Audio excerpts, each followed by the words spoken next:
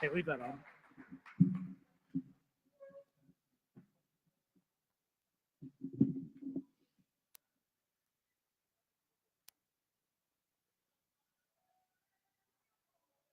Check. Okay. All right. Hey, I want to introduce our speaker today, David Stoker. He is a grateful believer in Jesus Christ who is in long-term recovery. For him, that means he has not used alcohol or drugs since January 31st of 2009.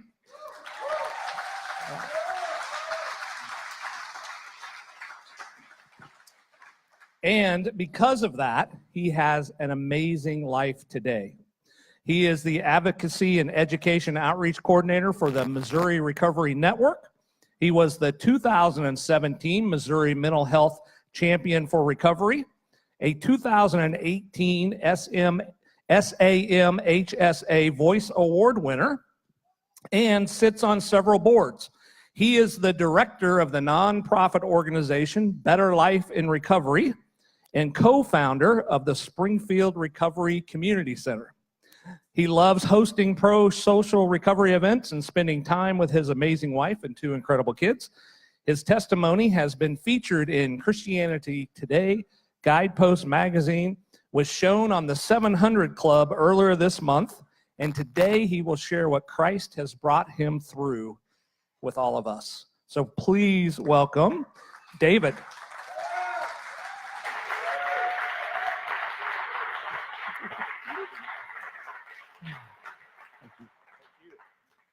How y'all doing? So my name is David Stoker, and I am a grateful believer in Jesus Christ. I have this thing up here for a timer because I get very long-winded. I like to talk. Now, I say I'm grateful for a reason. For the longest time, I didn't know Christ. And for the longest time, I lived my life just for me, to please me, to make me happy. If it hurt somebody else, I could really care less because it was all about me. When I died, I turned to dust. So why did anything that I do matter? In Christ, I found that there's a much better life. But to get to where I'm at, I probably had to go through some things, and I'm going to tell you a little bit about that. So my first memory is at 3. It's being molested by a babysitter. Very first thing I remember. I also remember hearing my parents reading a newspaper and talking about an adult that had touched a kid and talking about how disgusting it was, and I thought they meant the kid. So I never went to my parents and talked to my parents about what happened. My dad had a drinking problem, and my mom was really angry and mad about it. And the very first week of 5th grade, my mom left my dad. We were living in Peoria, Illinois. And she drove us up here to a little place called Round the Mountain Road. There used to be a flashing yellow before you got to Branson on 65, and it was down there. It's about an hour and 15-minute bus ride to Branson is where she dropped me off with her mom and dad, and then she took off. And I knew things were going to be different probably the second week that I was there with my grandpa. My dad had a green thumb. He grew all kinds of stuff in a garden, but my dad was not mechanically inclined. My grandpa, on the other hand, had a tractor and a shop, and he was working on his tractor, and he asked me to go get a tool. And I went to help him get the tool. And when I brought the tool back, it wasn't what he wanted, because I had no idea what the heck he was asking for, like a 3/8 wrench or something. And he sent me back to get it again, and I came back with the wrong thing, and he said, go back and get it. And I kind of snickered as I walked away, and the next thing I remember is waking up with a metallic taste in my mouth, trying to figure out what was going on. I looked down, and I could see my blood on the shop floor, and I looked to the side, and I saw his coffee thermos. He chucked his coffee thermos at me, hit me in the back of the head, and knocked me out. That's when I realized that things were going to be different.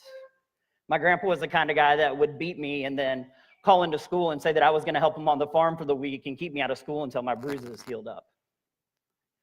I never felt like I fit in. I was a kid in the early 80s going to Branson, being raised by my grandparents. I knew kids weren't getting beat like I was. I knew kids hadn't been touched the way I had.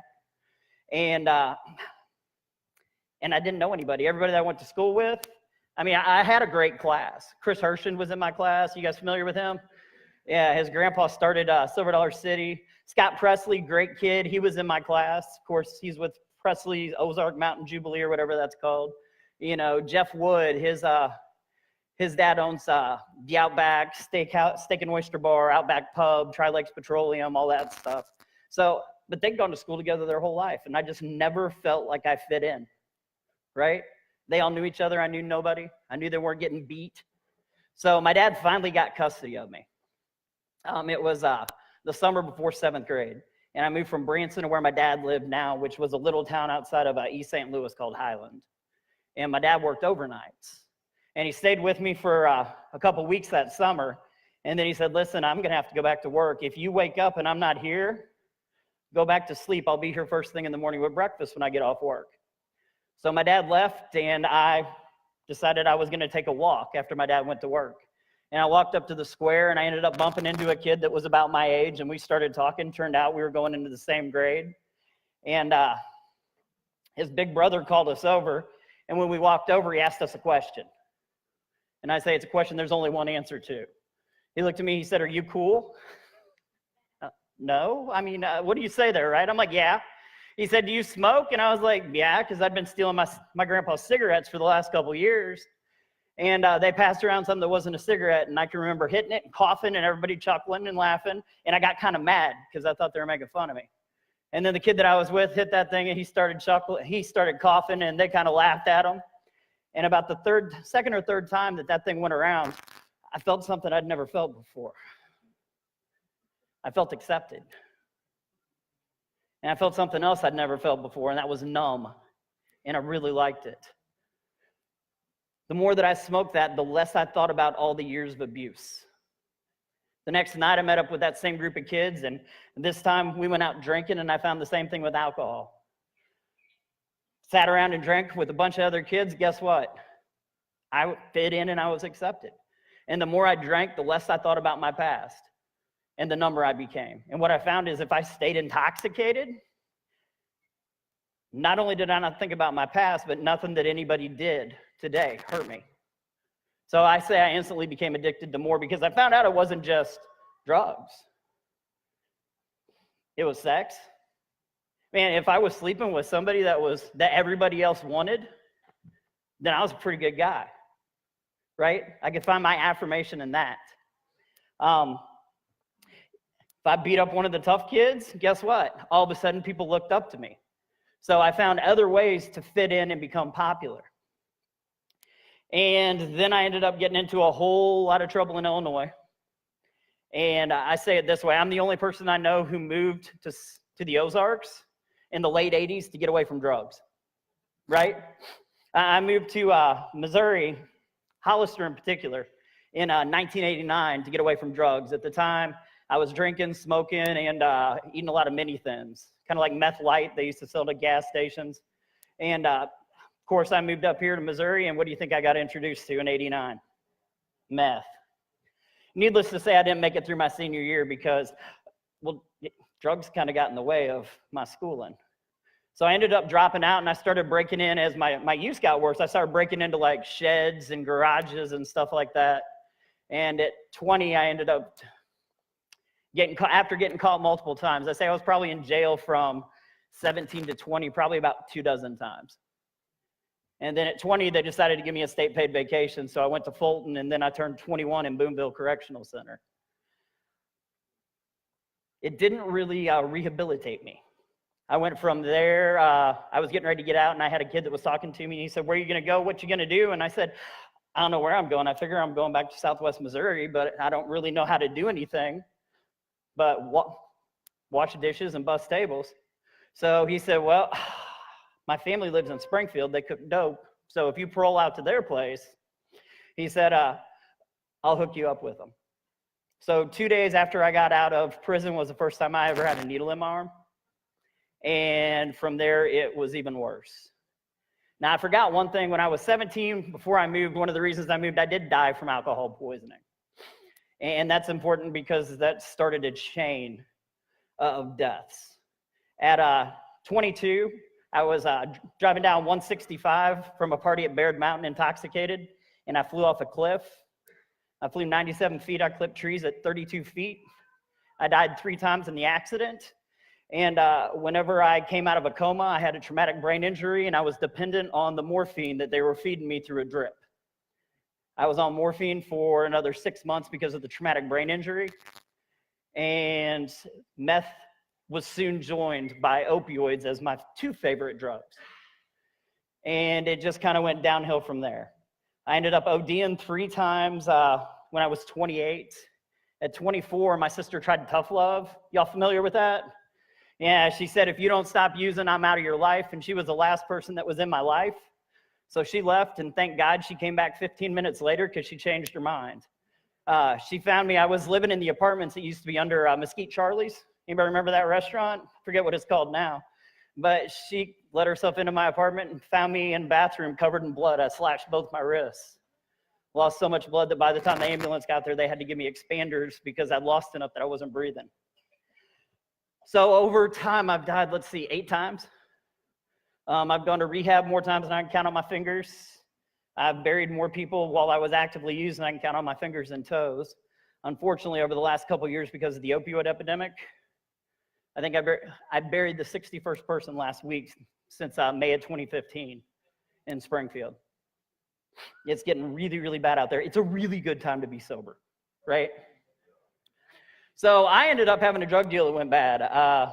One of my friends got shot. I shot a kid, and I realized that I was upset that I hadn't killed the kid that I shot. And I was like, man, you're not a good person right now. And the truth is, most of us are really good people. But we have to adapt to the lifestyle that we live. And when you live in a drug culture, you can't really be a nice guy.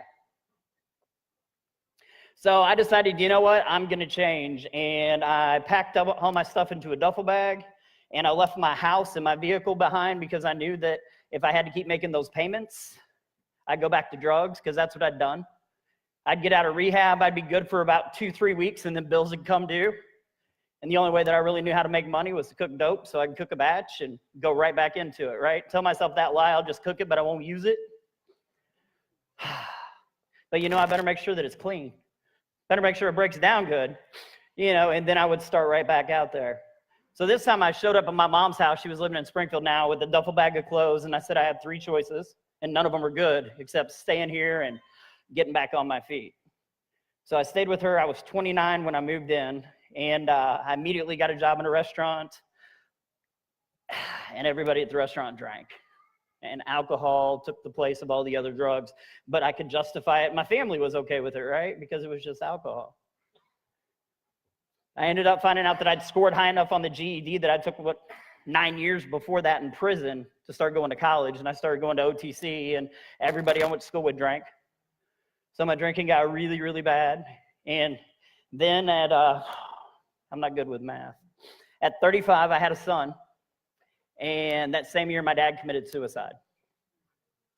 And for the first time in my life, I found a pain that I couldn't drink away. No matter how much I drank, no matter what I did, I couldn't drink the fact that my superhero had taken his own life. So I broke up with my girlfriend, and she ended up not letting me see my son. So I had those 2 pains on top of each other. At this time, I was working at Ruby Tuesdays, and I had a kid that I'd worked with for a couple of years come up to me, and he was like, listen, I've never seen you this low. I'd really like it if you went to church with me and Becca. That's his wife. And I laughed at him, and I'm like, dude, you were lucky to get me into church for your wedding. I only go to church for weddings and funerals. I ain't going. A couple weeks later, he was like, listen, I haven't seen you like this, man. I'd really like you to come hang out with us. We care about you. And once again, I turned him down. And then a couple weeks later, his wife was visiting him, and she walked up to me, and she's like, hey, we're going to a concert and barbecue Sunday. You want to come with us? And I was like, heck yeah, I'm off Sunday. That sounds good. I never turned down barbecue. And she said, oh, did I tell you it was after church?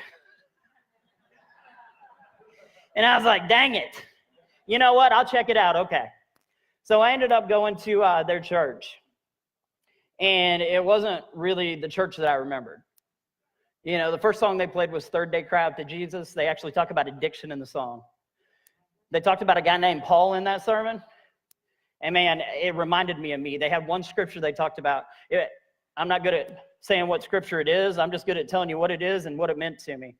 And it was, the good I want to do, I do not do. No, it's the evil I do not want to do. That is what I do. And that resonated with me. I didn't want to continue letting my family down.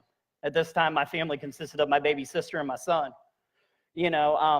I wanted to stop using. I tried so many times, and yet I never lasted more than a month after I got out of treatment. You know, I didn't want to keep living that way. So I ended up eating barbecue, listening to music after, and they introduced me to a friend that had what they call a Celebrate Recovery there. It wasn't a real Celebrate Recovery, but during first service, people would meet and go over the step book from Celebrate Recovery. And then they're like, and then after that, you can come join us. They're like, what did you think? And I said, Nate, I'm not drinking your Kool-Aid. I said, but you know what? I was actually around a bunch of people that didn't judge me, and that felt kind of nice. I'm like, you know, I'll come back. So I started coming back every once in a while. If I was off, maybe once or twice a month. And then about 5 months later, I pulled out of a bar. And at this time, I was in the middle of a practicum working at a treatment facility, a full-blown alcoholic. And when I pulled out of the bar, an officer pulled out behind me. And I remember thinking, if I get pulled over, I'm going to get a DUI and go to jail. And if I get a DUI and go to jail, they're going to kick me out of my practicum. If I get kicked out of my practicum, they're going to kick me out of college. I'm like, man, God, if you're real and you let me not get pulled over, I swear I'll start going to church every Sunday. So I took a corner, and the officer turned with me, and I was like, God, if you're real, you let me not get pulled over. I'll start going to church every Sunday, and I'll never drink again. And then I took another corner. By the time I turned onto the street that my house was on, I was going to be going to church every Sunday. I was going to give up drinking, smoking, cussing, fighting, premarital sex. There's a lot of corners between my house and the bar. And whenever I turned into my street, he kept going forward. So I pulled into my garage, and I did what I did a lot back then. I crashed in my car. The difference was when I woke up in the morning, I actually remembered the night before. And I remembered the deal that I made with God. And that voice that has talked to me my entire life said, you're going to fail at this too. Why would you try to quit again? How many times are you going to fail before you give up and realize this is what you're going to do the rest of your life? And it was Super Bowl Sunday when I woke up, and I had plans to go to one of my buddies' houses, and everybody there drank, and everybody there smoked, and I hopped in the shower, and I headed to my friend's house. I was beat already. And I always say I need to thank two people, like two groups. One of them is the Rolling Stones, because they came on the radio, and I hate the Rolling Stones. Like, I think they suck. I don't know why people listen to them. So they came on the radio, and I'm like, man, I need to find something that I actually want to listen to, and I started flipping stations. And I came to a dead spot. So I stopped to listen for the music, and the first words that came out were, I wish you could see me now. I wish I could show you how I'm not who I was. Sung by a guy named Brandon Heath. And I heard a voice that I'd never heard before. And it said, go home, you got this. So like the man I am, I pulled over the side of the road, and I cried.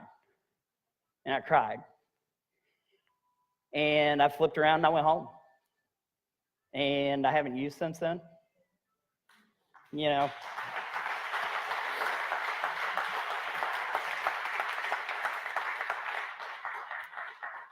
I stopped smoking. I dated my wife for over a year, and we did nothing until our wedding night. I've cussed a couple times, but, you know, it's progress, not perfection. And I would love to tell you that it was just super easy, but it wasn't. You know, I remember going to my pastor the next week and saying, listen, this is what happened. This is what I heard. This is how I feel, but I don't know what to do next. And he talked to me about those next steps. And he talked to me about Jesus, who Jesus was, and what Jesus had done when he died. And for me, I'm like, you know, I've tried treatment, residential and outpatient. I've tried psychiatrists, psychologists. I've tried medication, jails, prisons. It was so bad I tried to take my own life because I didn't see a way out of it. And nothing had ever worked. And I said, well, you know what? I'm going to give this Jesus guy a try. And I don't know about you, but if you're anything like me, you're not wired to do stuff, kinda. I'm not wired to dip my toe in the pool to feel like what the water's like. I'm going to cannonball into that sucker, right? It's what I do. I mean, I'm hardwired to do everything to an abundance. That's why I have problems. I mean, food is my new drug of choice, you know. I'm like, well, I got to eat. Yeah, but you ain't got to eat that much, David. So I started doing this recovery thing kind of like I did my using. I used all the time. Everybody I hung out with used. It consumed everything. Like they talk about substance abuse. I always say I've never once abused a substance, ever. I mean, I treated that substance better than the people I loved. Never abused anything, except maybe that one time Comet kicked my door in and I flushed it before they got to me. Maybe that time. But all the rest of the time, the only thing I abused were the people in my lives. I said I didn't make friends, I took hostages, right? Because I held people emotionally captive. So I started looking and realized that there wasn't a lot of stuff in my community for people like me to do, because I didn't feel like I belonged with everybody else. Now, Celebrate Recovery helped me with that a little bit. You know, I was actually able to walk into a group and hear people that maybe had an eating problem, codependency, anger issues, maybe porn addiction. And as I heard their stories, I realized that a lot of us had the exact same, because I always looked at us as so much different, right? Well, you know what? You like to shop a lot. I like to stick a needle in my arm. We're completely different people, you know? But what I realized was a lot of us had the same childhood experiences. A lot of us had been abused when we were kids. A lot of us felt like we didn't fit in when we were kids. And we wanted to get away from that. We wanted to numb it. We wanted to escape it. We just found different vehicles to drive to get away from stuff. For me, it was drugs. For somebody else, it was gambling. And when I could share my story in front of people that hadn't used drugs like I'd used drugs, and they came up and hugged on me and loved me anyway, man, I love that. And then I said, you know, we need stuff to do though, because people look at us different. In 2014, there was a guy died. His name's Philip Seymour Hoffman. You guys heard of him, the actor? And I remember reading the comments in the news leader and KY3 on Facebook. Who cares? Just another dead junkie. We should give this stuff away for free so these people can eliminate themselves from the gene pool. And I realized that's the way that people in my community felt about me. So we started doing things, right? I said, you know, let's be visible. Over the last couple of years, we painted 11 elementary school playgrounds. We have a stream team. We float 6 to 8 times a year. Last year, we picked up 3.5 tons of trash out of Missouri riverways. You know, in 2012, I did my first event. I was like, woohoo, this is awesome. I did something, right? I did one event in 2012. It was at a church. I had a pastor from Walnut Grove. Maybe it was Mountain Grove. Do you remember, baby? I don't. But anyway, he came to me and he said, I need somebody to come talk to my kids. He said, I've got kids that are 3rd generation methamphetamine, and I don't know how to get to them. He said, they're going to go down the same road that their grandparents and their parents did. So he did an event. The second year, we did 3 events. And then after Philip Seymour Hoffman died, I realized we needed to do more. So in 2014, we did 7 events. 2 years ago, we opened up Springfield Recovery Community Center, which is not a treatment place. It's a place for people to come. We've got pool tables and video games, and we watch UFC pay-per-views there and have movie nights and game nights. And we meet up once a month and go play paintball or laser tag. We meet up once a month and go bowl, because I need stuff to do. If I have idle time, I'm going to mess up. And what I realized was there were a lot of other people in my community that needed stuff to do too. This year we'll do over 700 events and groups. We'll have over 10,000 people walk through our doors. You know, I mean, and that all came from that one event that I did in 2012, and then found some amazing people to partner with. You know, and I talk to people, I like to do what's called relational ministry. And what relational ministry says is that I'm not going to take a Bible and smack you upside the head with it, right? I don't care what you believe. I don't care what you do with your life. What I care about is that you as a person have value. I don't care if you use today, guess what? You have value. I don't care if you got drunk last night, guess what? You have value, right? So often we want people have to do stuff like, I didn't have value unless I was sober to 99% of the people in my life. And now today, I try to teach people that, guess what? You have value no matter what you do. And I'm going to love on you no matter what you do. And you know what? Christ impacted my life. When I accepted Jesus Christ, it gave me a new opportunity, because I realized that for the first time in my life, I was forgiven. I like that. I like that somebody else is going to take my sin, because there was a lot of them. But man, Paul, if you know anything about Paul, before he was Paul, he was Saul of Tarsus. And Saul of Tarsus killed Christians just for being Christian. I'll tell you what, I won't get into my past, but if I hurt you, you probably had it coming back then. I wasn't walking up to innocent people on the street and killing them just because they were innocent. That's what Paul did. And after his redemption, man, he wrote like 2/3 of the New World Translation. Not the Old Testament, the New Testament. He wrote 2/3 of that, coming from where he came from, a murderer of innocent people. And as I looked at him, I'm like, he was a lot worse than I was. And if he can impact people's lives, look what he's doing for people 2,000 years later. The people that volunteer here, how much do they love on you and hug on you? A little bit or a lot? A lot. That's because of Paul. A lot of that is because of Paul and his being impacted by Christ, and then the Holy Spirit dwelling inside him. So I'm not here to preach. I know it might have sounded like it a little bit there. I was there to share a lot about what I've done in other people's lives. But I'm telling you, without Christ in my life, I wouldn't have been able to do anything that I have done, because my life was horrible beforehand. I belonged in prison when they put me there. If they would have put me there for everything I'd done and not just the stuff that they caught me for, as people like to say, I probably would have been under the prison, not in the prison, right? When people say I caught a felony, you never caught a felony. I was never standing next to somebody and they sneezed and I caught it. I earned a felony. Man, I had so many times they didn't catch me, right? Because that's the other part of life. If you want to live your life right, guess what? As long as you're doing dirty, you have to be perfect every single time. And that sign up there said there's no perfect people, right? So if you're in here, you just admitted that you're not perfect because you're inside this building and it said no perfect people allowed. You have to be perfect every time if you want to live your life that way.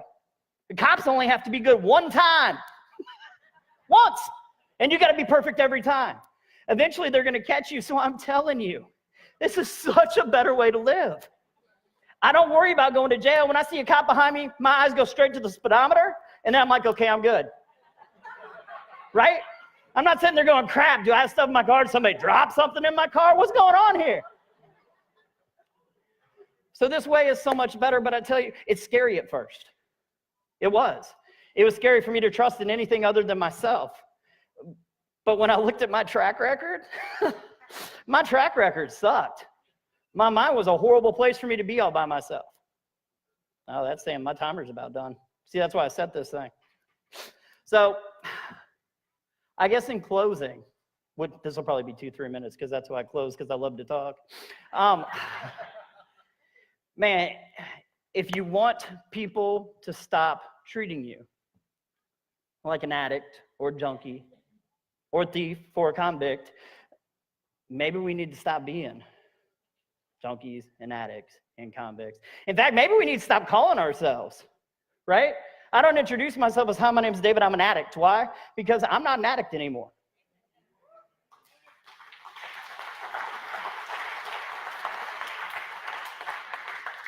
Today, I'm a person in recovery. And I know some people say, well, if you do that, then you're forgetting where you came from. You know what? I used to be a soldier for Satan. Today, I'm a child of Christ. I don't have to keep calling myself a soldier for Satan. People also say, well, you know what? If you forget what you're doing, you might mess up tomorrow. Because I tell people there's no way I'm going to go back to using. I will never use again. And people say there's no way you know that. You have no idea what you're going to do tomorrow. Any of you here got kids? Yeah? You going to beat your kid tomorrow? No? How do you know that if there's no telling what you're going to do tomorrow, right? I can tell you there's some things I'm not going to do. I'm going to try to walk with Christ because Christ has made my life better. I'm going to love on people no matter what they believe or what they do, because everybody has value and worth. And for the rest of my life, I'm going to believe that. I'm going to stick by something that's tattooed on my arm that says Hope Dealer. That's why we need...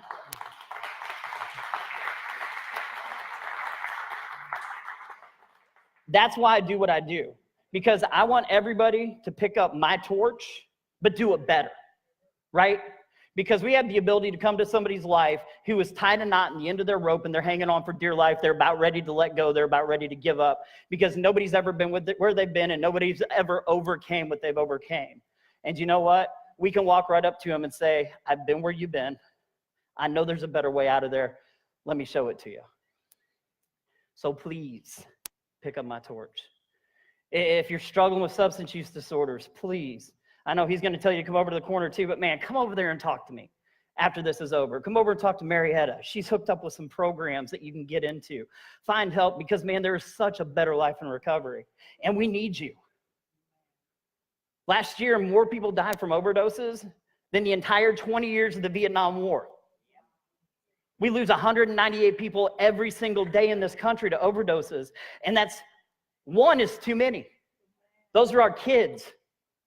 Those are moms and dads. So please step over to our side, man. We can use all the help you can give. And if you're thinking that maybe you want to change your life, I found the only way I could do it was through Christ. I had this hope-sized hole in me, right? I had this big hole that was punched in me from life, and I kept trying to use things to fill it up: alcohol, sex, violence, and nothing ever felt right. Man, the Holy Spirit was made perfectly for that. So, man, give it a chance. If that's something you want to do, talk to us after, because there's a salvation prayer and a new lifestyle that you can have. Thanks for letting me share with y'all. I appreciate your time.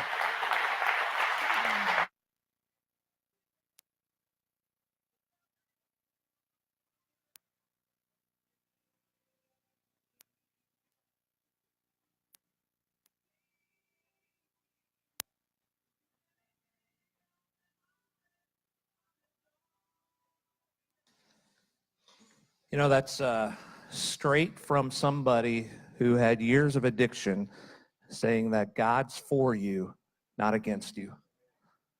That you are God's masterpiece, and He created you for good things. You may not believe that, but it's true.